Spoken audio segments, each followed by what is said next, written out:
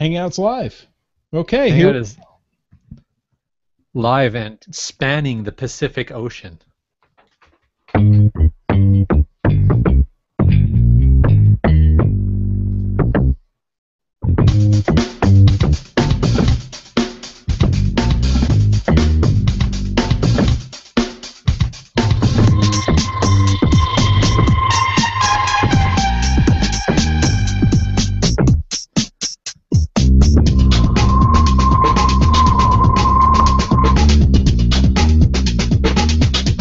Aloha and welcome to Caching in the Northwest, the only podcast dedicated to geocaching in the Great Pacific Northwest.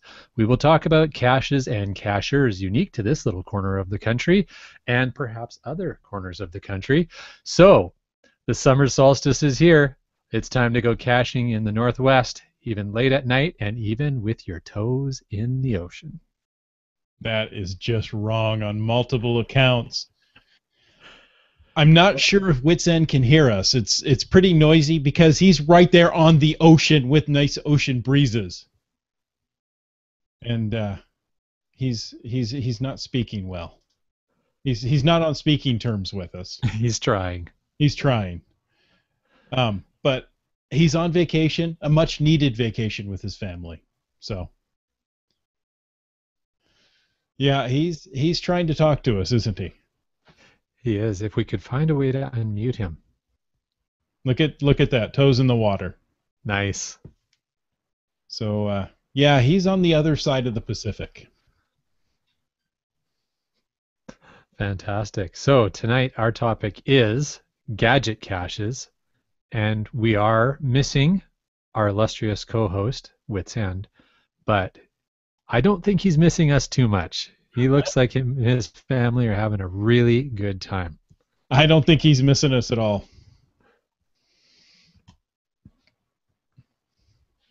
And yeah, I don't.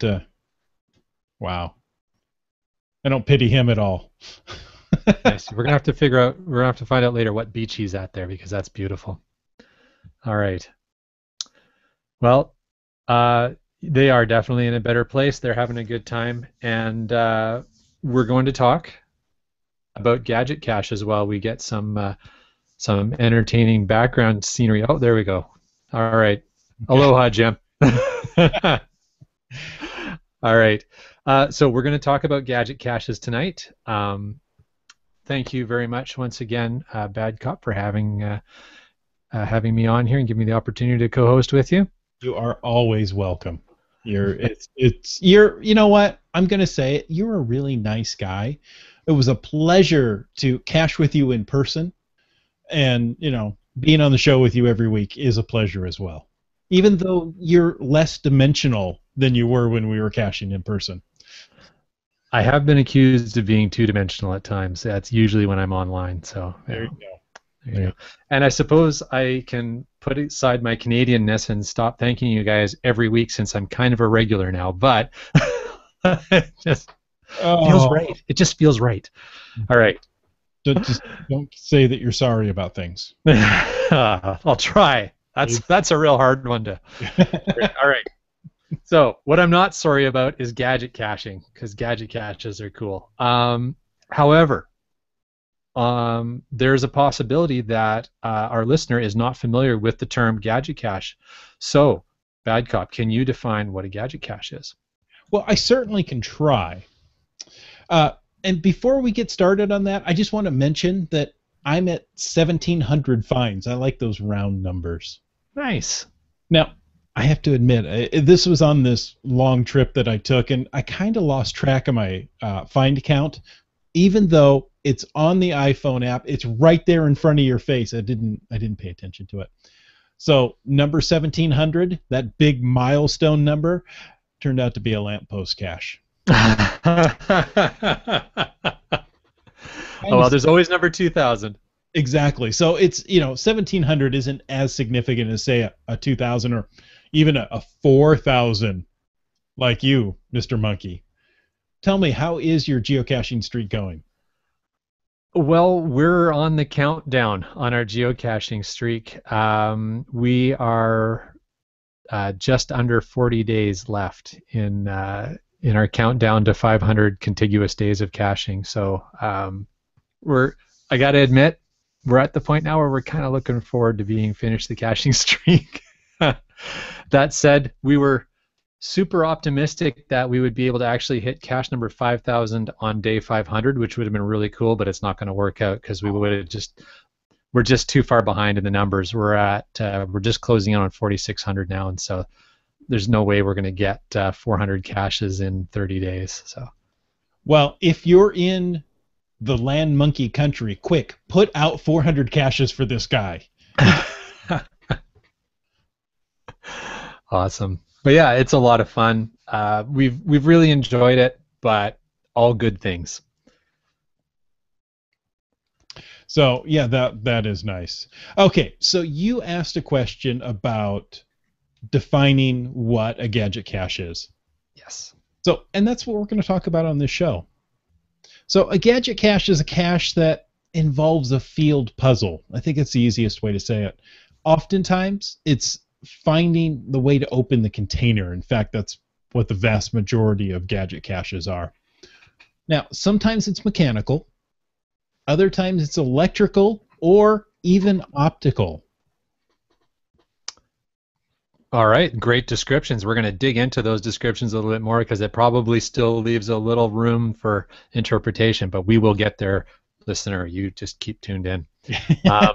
Well, yeah, we'll have descriptions of each kind of those gadget caches as we go along in the show. So, fantastic. All right, so given that we now have a bit of an idea, and we're going to dig into it a bit more about what gadget caches are, if someone wants to find gadget caches in their local caching area, or if they're traveling and they want to find gadget caches where they're going, how might they do that? Well, if you're traveling, look for a gadget cache because they're cool no matter where you are. That's a tough one to find. Sometimes they're a mystery or puzzle type cache. Sometimes they're simply listed as a traditional cache. What I would look for is favorite points. Gadget caches are usually well loved by the geocaching community, and as a result, they put a lot of favorite points on those. So that's the area I would look at first. But you know what, Land Monkey? I'm going to throw this question right back at you. What would you look for? Oh, rats. I can't keep playing the new guy card all the time. I have to answer some of the questions. I can't just ask them all the time. All right. Not all the time. Well, the way I would look at it and the way we've done it sometimes is when creating a pocket query, we'll leverage some of the attributes. We'll look for special tool required, wireless beacon, field puzzle, as you've already mentioned, which is actually an attribute. So that will usually tell you it's some sort of gadget cache, whether it's mechanical or electrical or optical. That's where I'd start. But another key way that we've used is talking to other geocachers. More often than not, someone will have found the cool caches in your area. So, following my own advice, Bad Cop, tell us about some of the favorite gadget caches you've found. Well, my most recent gadget caches, as we've talked about on a previous show, was the ones I did at Geo Woodstock 12. And, for those, I actually waited in line to solve the cache puzzle. I mean, the log was just being handed about, but that wasn't the point. I actually wanted to solve these. Right on. I had 4 of these placed along the Katy Trail right there in St. Charles. So the first type, which I've come across here in the Northwest, is an electrical type cache. Now, I don't want to scare anybody away by using that term. This uses low voltage electricity. It's not like sticking your fingers into a wall socket. So this one had 10 or 12 exposed wires that you had to hold, and when you held the correct 2, it would light. A light would illuminate, giving you half of the combination you needed for the lock holding the logbook. Okay. Gotcha. So you're completing the circuit with your body. Exactly. Relatively straightforward, and as that cache went along in the day with everybody doing it, those wires became coated in the oils from the finger, and it conducted electricity less well. How's that? Interesting. I don't think less well is official English, but you know. So it didn't work well as the day went along. The second gadget cache along that trail was very similar, but here you used a wire to short out a circuit that would light a light and tell you what the combination was. So very similar mechanics. This one had a small pack of AA batteries, and by the time I got there at around noon, there was probably a dozen used batteries already taken out and replaced. So it was heavily used. Right on. The third one is the one I'm most excited about. It was a very simple concept once you knew what you were doing. Have you ever seen those? You come up to them and you go, well, I got all these pieces. What do I do to them? And once you figure out, you go, well, this is ingenious. It's so simple, but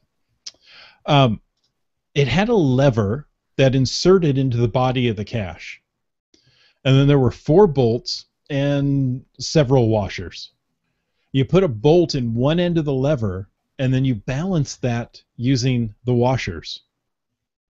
So the number of washers gave you the combination to the lock. Wow, that's clever. Yes. And it was printed right on there. You know, the order you're supposed to use is, 1, 3, 2, 4. Oh, okay. Well, that's easy. 1, 3, 2, 4. Well, now, how do you get this to work? And it took us a minute, but we figured it out. And then you go, well, it's so simple. There's nothing to it. You don't need batteries. You can just walk up to it, solve the puzzle, and get into the cache. I like those. Very cool. The fourth one is that optical category that's a little odd. Okay, optical could be lasers, because who doesn't love a good laser cache? But this one used a mirror and flashlights to show you the combination. So you looked into like a little periscope, and if you looked in there without a flashlight shining up through the bottom, you wouldn't see the numbers that were in there. As soon as you shine that flashlight in the bottom, you saw numbers in the mirror, and that was the combination. Oh, it's like the old hologram or ghost trick. Exactly. What they use at Disneyland's Haunted Mansion. Right on. That is very cool. Mm-hmm. It was very cool. Very well done. Some of these gadget cache people are very creative. Oh, I'm telling you, they've got more time than I can figure out what to do with. Or they've got more ideas than I have time. Well, right? And there's a couple of sort of mechanically oriented gadget caches that have popped up actually quite close to our home recently. One of the more prolific cache placers and finders in our extended neighborhood has put a couple out. One is you come up and there's a tube fastened to the back of a metal post, and you're like, okay, what do you do? And while you figure out it's called Launch It or Launched, or so I can't remember the name on it top of my head, but basically you figure out you pull down on the bottom and there's an elastic that launches a bison tube out of the top. Very clever. We enjoyed that one. And he has another one. This is a Droid Seeker is the cacher's name. So if people are to search on that cacher's name, you'll find many caches, but you'll find at least these two. The other one is called Thar She Blows. We haven't done that one yet, but we've got a good sense of what's involved. Apparently, there's some tubing and air pressure involved. I've seen them with air pressure where either say there's a first stage that maybe there's a bicycle pump, or you're required to bring a bicycle pump with you, and you can use that to expose the cache container. Land Monkey, would you consider the ones where there's a PVC tube and you have to pour water in the top as a gadget cache? I think based on our description, technically yes, that it's a form of a gadget cache. It's a mechanical gadget cache. We've done a couple, one called the Clarinet, and there's been a few others we've seen. the first time we came across one of those, boy, that took us a little while to figure out what the deal was, but those are fun, especially on a hot summer day. There you go. Yeah, the first time you come across any of these, you're like, "Whoa, this is so cool!" And the second one, yeah, I got it. And then when you see it more and more, you're like, "Oh, one of these, okay." Well, on that same premise, when we did our road trip together to the original stash, one of the caches, field puzzle caches that we got that you solved, was a form of a gadget cache using magnets. So again, exactly. Same idea as the water, just use magnets instead. On that water cache, I remembered something. Our at the church I attend, our youth pastor is also into geocaching, and he asked Wits End and I to come and help set up for a camp that they were going to do a series of puzzles, and one of them was this water type, pour in water until you can get a capsule out. Well, these groups of kids were going to be 10, 12 kids. So we created one of those water caches on a grand scale. It was 20 feet long and had multiple tubes sticking up at different levels that the kids had to put their hands or fingers on to hold the water so that you could get the one tube at the end with enough water. And as soon as you let it go, it would almost all drain out and they'd have to start over. Nice. Teamwork. Yeah, exactly. And using geocaching to, promote teamwork in other areas. So that's awesome.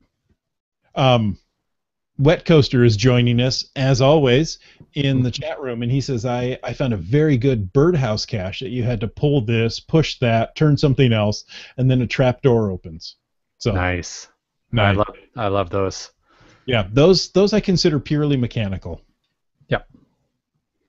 Well, and there are. So we were talking about how you find them and some varieties of gadget caches, and you put a little bit of effort in, you do a little bit of conversations with folks, and you will find them. And we actually had pooled enough different gadget cache types together in our extended caching area up here recently, so that we went out for a gadget caching day a few weeks ago. Wow. Nice. It was fun. It was neat, and we started it with a chirp cache. I'll explain what that is because maybe not everybody's seen them. A chirp itself is a small wireless beacon that some Garmin GPSRs can pick up. So basically, someone will hide that beacon in a structure or tree, whatever. Once you get within a certain radius, we'll call it ground zero, with your chirp detection set on your GPSR, you'll receive a message. Message will pop up on the screen on your GPSR saying chirp detected, ask you to accept the message. And the message is almost always a set of coordinates to take you to the final cache location and or a hint or two. They're a lot of fun. I love chirp caches, but they are limited to people who have chirp-enabled GPSRs. So that is a drawback. That was a good point. I had completely forgotten about chirps, mostly because I still have yet to find one. Huh. I'm sure there are chirp-enabled devices around me. It's just one of those that I haven't come across yet, and I really want to do it just for the novelty of it. Right on.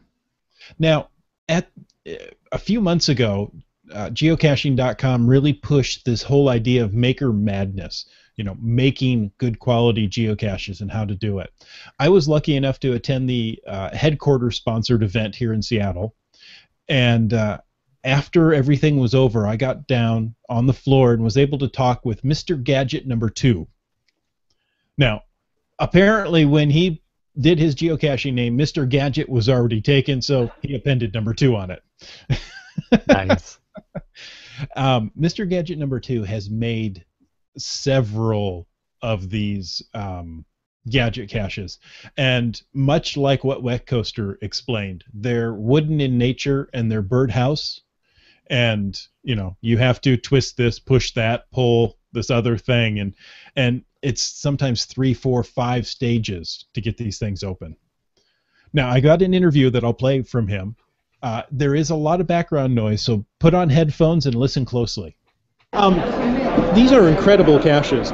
You made all these here? Yeah. Now, I see a definite birdhouse theme. Well, yeah, it's easy to make a birdhouse. And on all these caches, there are a number of decoys.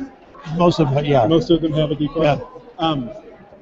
That makes it, just increases the frustration level, obviously, when you're at the cache. But, how long do you put into a cache, into making the container? Oh, gosh, here's some of them could probably have probably 12, 15 hours in some of them. Okay. Yeah, there's some of them take a lot of work. It's just like this Pothole State Park cache right here in the end. I built a prototype to start with, and try to get it to work right. I got a lot of time in that one before I got it to where I wanted it. And the way that is designed, there's no mechanical parts. Well, it's strictly by gravity. Right. Right. And the same with the one on the very end down there, that 158 cache. So I mean, it took a little work, but. And you take a look at these. This green one here, that's the signature cache number 3 cache. That was one of the first earlier birdhouses I built. And so I just kind of kept making a little trickier. A little trickier. Yeah. Because this one now, is this like the prototype for the Potholes State Park cache? No, what happened? This is actually the cache for Pothole State Park. Okay. But throughout the summer, it actually got destroyed about 3 times. Really? Yeah, people just got frustrated. They had a flat roof on it before, and they ripped the top off, they ripped the bottom off of it. And, I went down there and someone repaired it a couple times. Then there was a geocacher from Spokane went down and found it in January sometime anyway this winter. And he sent me an email, said, Gene, he says, it needs some serious help. I went down there and it was all busted up. The only thing I could salvage on it this time was inside box. Okay. So I had to build everything, from outside again. And so it's a little different design, but hopefully I think it's a little more rugged. Hopefully it is. That's a shame that you would have to build it more rugged. Oh yeah, and but that's part of the game, So on that one, it's what 1, 2, 3, 4-step process. Rope that one up. 3. Slide 2. Yeah, you got to slide it, pull the pin out, 3-step, and then it drops. Yeah, it just drops. Yeah. So now, when you Really awesome. Thank you. when you placed it, do you have something under it to catch the container, or does it? Okay, the way it sits right there, it mounts on a 4x4 post. Oh, okay. So the stop is right there. It's Okay. it's stopped by itself. Good. And the same way with the one on the very end down there. Where are your caches hidden? Huh? Where are your caches hidden? I live at Quincy. Well, there we go. Mr. Gadget 2. I could literally talk to him all day. That was really incredible. So he's done several caches right here in the Great Pacific Northwest. I'll put a link to his caches on the show notes. And he created some of the Washington State Park Centennial Geo Tour caches. That was 100 caches in 100 parks to celebrate 100 years. Right. Really cool. In fact, he said, the Pothole State Park cache he had there at the event because it required repair, which is a real shame that people would, actually damage the container to get it open. Yeah. But, I can understand that some of these cause a lot of frustration.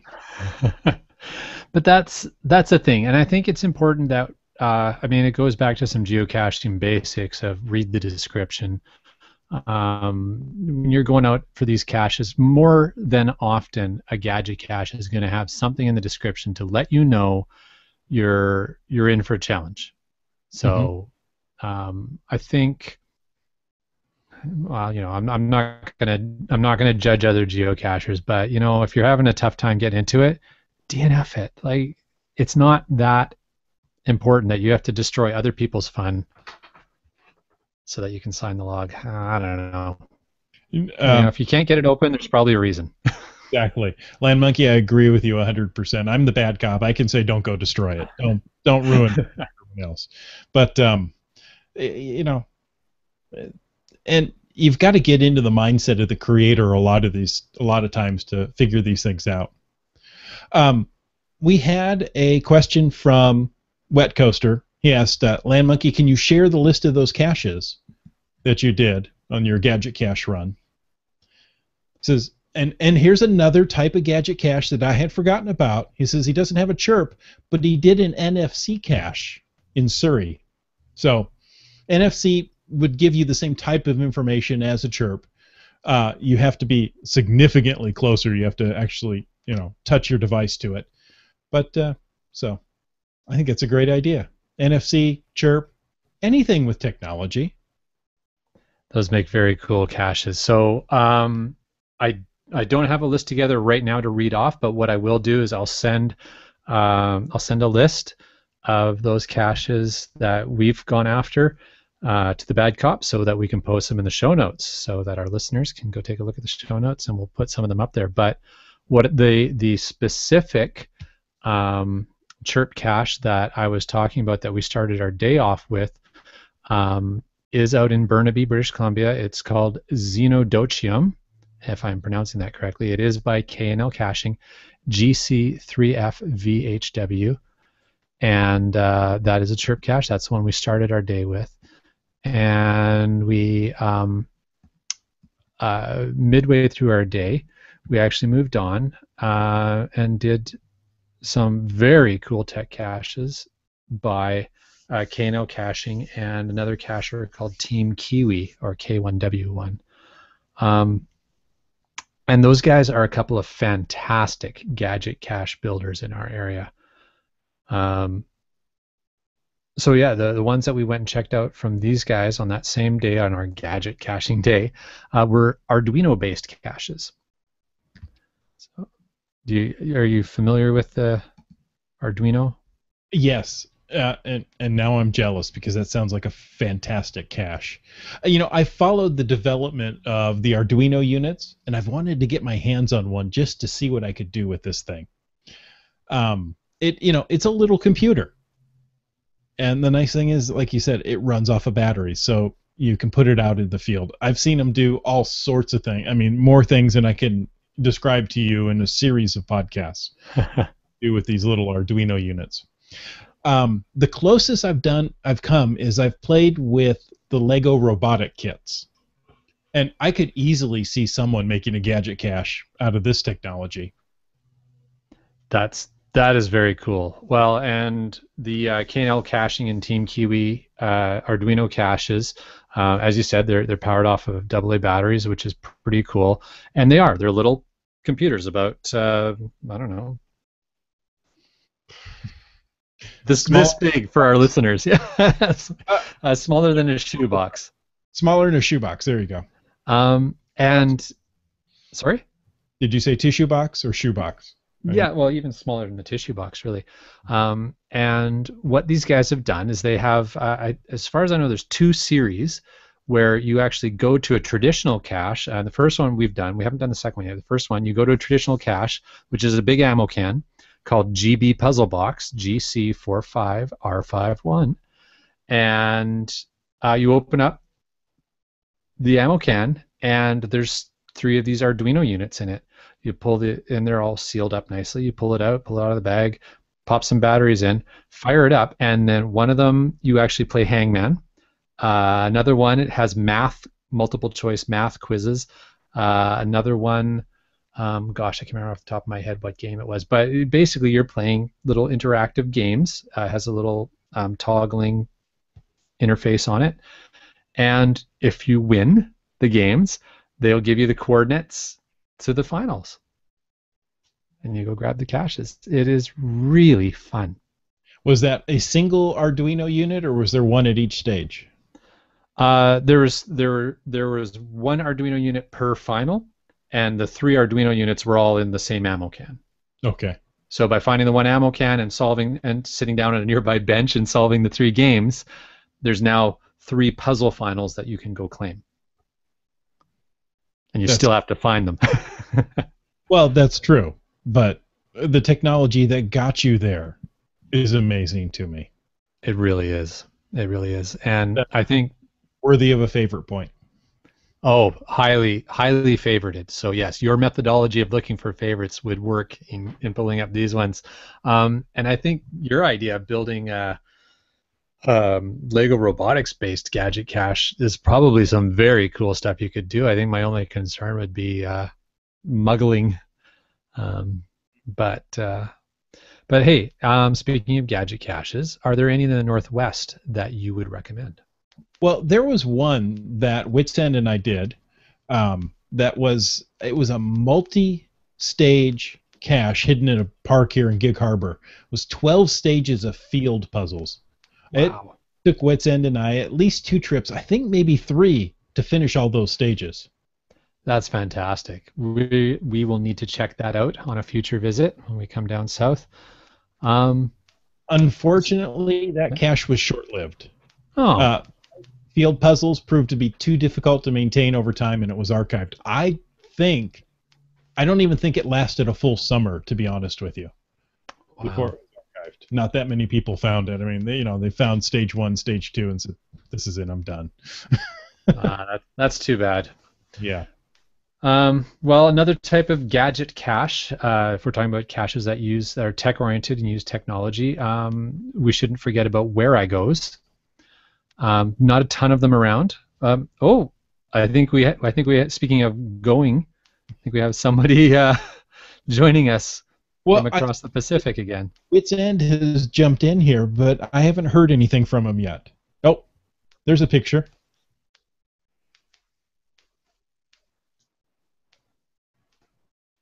Don't think we're getting any audio. Oh, is there, but you can hear me there. Oh, there we go. Oh, there we go. Anything? Nothing, huh? Now we have audio. I'm guessing you can't hear me. Highly Yes, we delayed. can. You can? Okay. Head movements Well, instead of here I am. Thought I'd jump in and say howdy. We are back at the house we're staying in, which is right there. Nice. So you walk out the back door, and you're greeted with this. So somewhere out there over my right shoulder, there's a little island, Goat Island. There is a geocache on it. You can wade over there at low tide. Trying to get there tomorrow if possible. Have to see, I don't know. And down at Laie Point over there's another one. So several caches in the area. Haven't yet had to make a true geocaching run here on the island. Trying to spend family time, and well, they don't always appreciate the geocaching time, but it is what it is. So my battery's running low. I can't stay long. I know you feel bad for me when my battery's running low in Hawaii, but it is what it is, and I don't have a lot of time. But I did want to pop in when I had a little more signal, a little better audio, so I could actually say howdy to everybody. I do miss you guys. I know it sounds cliche, but I really do. It's Thursday night, and I feel like I should be hanging out with the bad cop and land monkey, you know. And you're talking about gadgets, which is one of my favorite things in caching. So, you know, but I wish the best to you.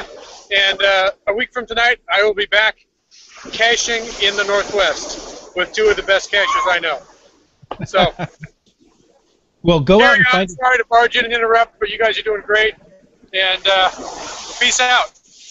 All right. Enjoy your stay. And talk about it next week.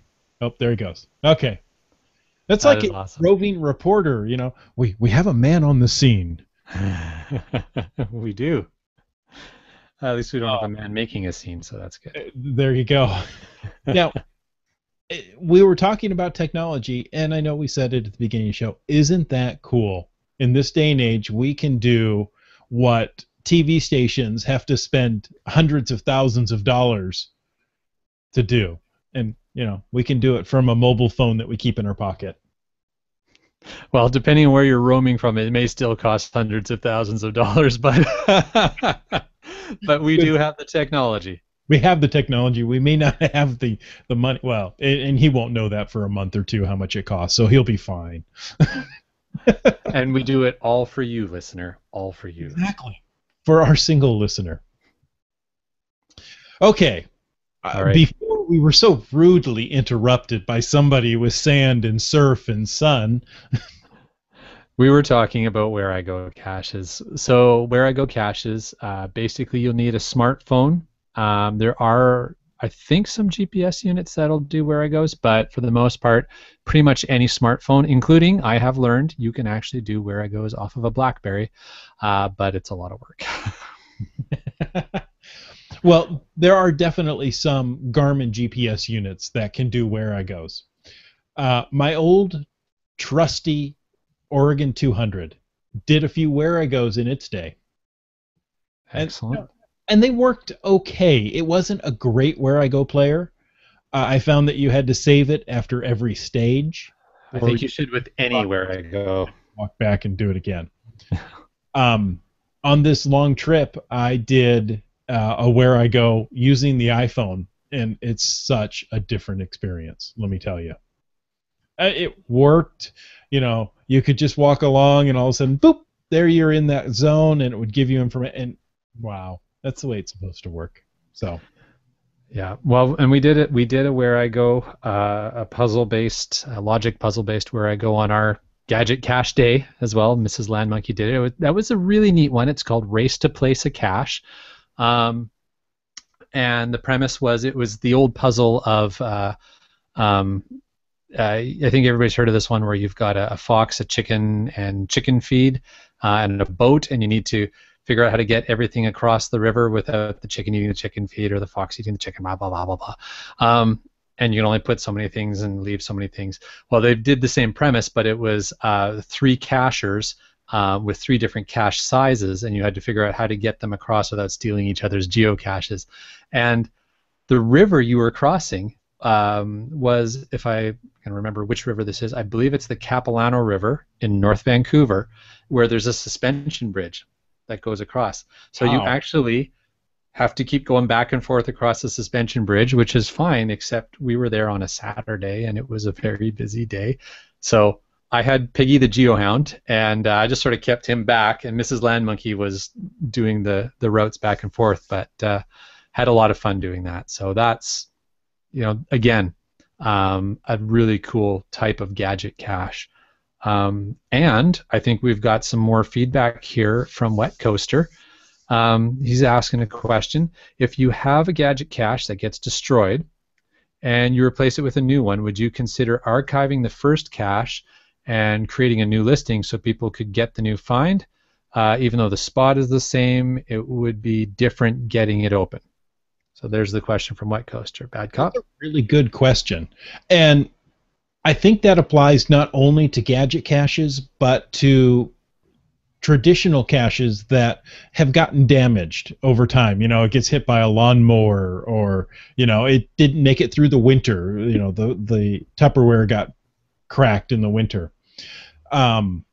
So I think, yes, I think you would archive it. Now, if I had a gadget cache and it got destroyed, not only would I be torqued off, and that's an official term there, torqued off, but it would take me a while to either repair it or replace it. So I would have to archive it in the time it would take to repair or replace, because, you know, like I said, I just, you know, with a couple of teenagers, I just don't have the free time I think I should.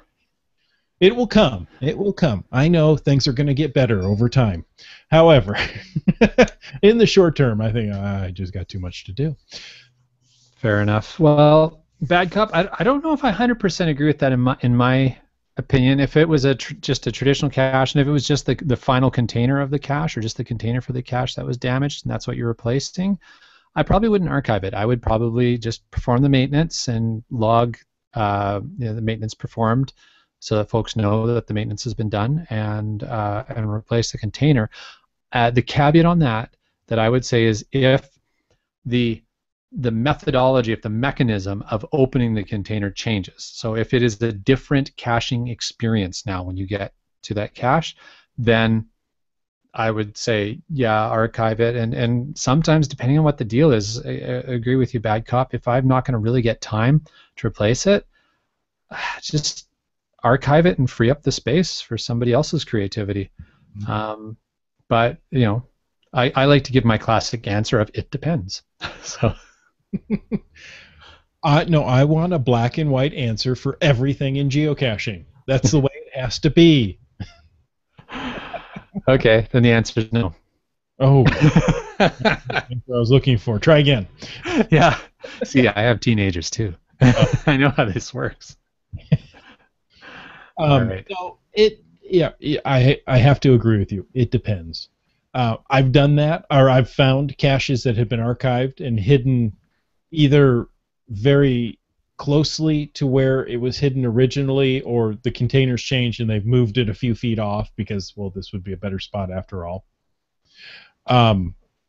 Or, they've changed the container because of some damage, and they've archived it and reopened it. And, well, there you go. There's a new find for you. So if you get somebody to archive and reopen 400 caches right in your area, you could hit your milestone. The thing is, I still need to actually have time in 30 days while also working and also taking care of the family to get out and find 300 caches. So, Yeah, but what if they're really close to you? All the caches that you found really close, if they're archived and relisted, you've got a chance. yeah, that's a lot of smiley faces. That's funny. Well, Wet Coaster asked early on in the show with my number 1700 if the lab caches threw off the count. Now, did you find lab caches that would have boosted your count closer to that 5,000 goal? We had found 7 lab caches, but we had already tweaked them into our stats. So using GSAC and dark magic.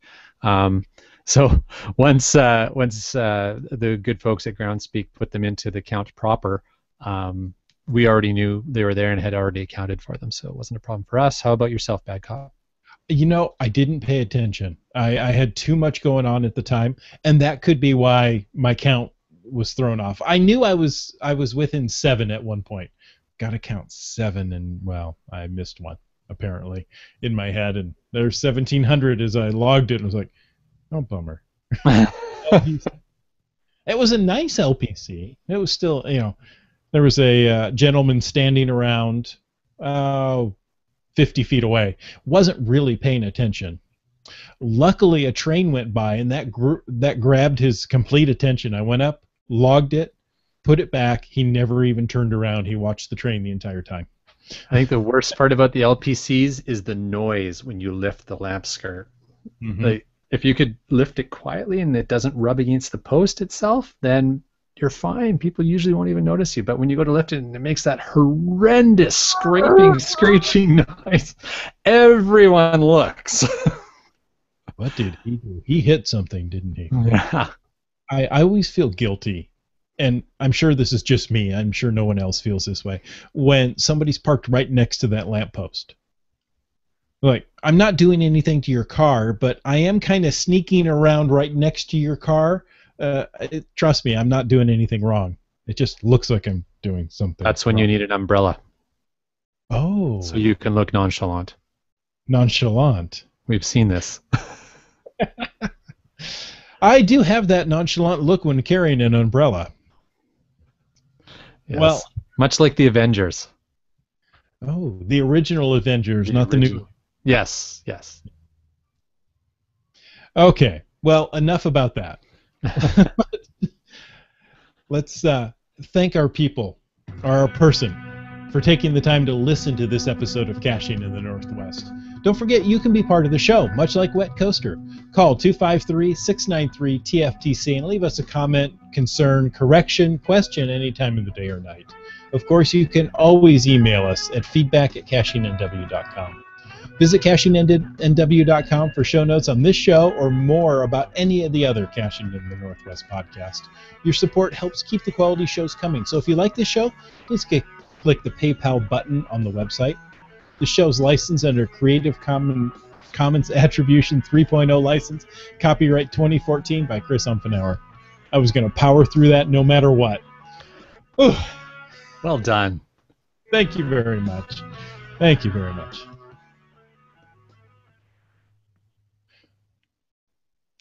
And that's a wrap. And we are clear. Hey, almost 45 minutes tonight. Wow. Didn't feel like it. Well, it's the Hawaii time zone kicking in. Ah, there you go. That explains everything.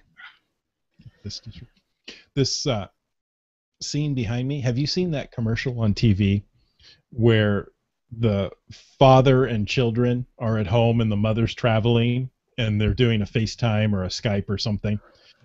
And Yeah. he's got this area of the kitchen wall clean and the rest Yes. destroyed. That's exactly how my studio is. That's funny. So is mine. My parents have moved in and all their stuff came. So I was able to, we had enough room to put it all here, but you know, my man cave has been encroached upon. That's funny. Awesome. So we did it. Thank you, Wet Coaster. Yes. Great questions tonight.